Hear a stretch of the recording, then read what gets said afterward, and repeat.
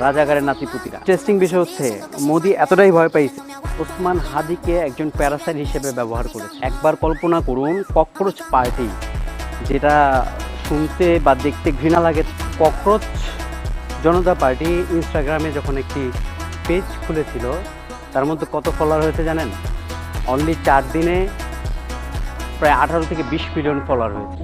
যখন আপনি সেই দেশের জনগণকে, সেই দেশের যুবককে আপনি অপমান করবেন, লাঞ্ছিত করবেন, তাদেরকে দোষারোপ করবেন, বরঞ্চ আমরা দেখতে পাচ্ছি সেখানে সিস্টেমের সমস্যা, তখন তারা সেটার প্রতিবাদ হিসেবে নিজেদেরকে ককরোচ বানিয়ে দিয়েছে। যেমনটা হয়েছিল, শেখ হাসিনা বলেছিল রাজাকারের নাতিপুতিরা। তারপরে কি হয়েছে জনগণের সব জানা। ইন্টারেস্টিং বিষয় হচ্ছে মোদি এতটাই ভয় পাইছে সেই ককরোচ পার্টিকে, তেলাপোকা জনতা পার্টিকে, যে মোদি সেই পেজটাকে টোটালি ব্যান করেছে। নীলুফা চৌধুরী বলেছিলেন ওসমান হাদিকে একজন প্যারাসাইট হিসেবে ব্যবহার করেছেন রাজনীতিবিদরা। কিন্তু এভাবে যদি চলতে থাকে বাংলাদেশেও কিন্তু ককরোচ পার্টি তৈরি হতে সময় লাগবে না।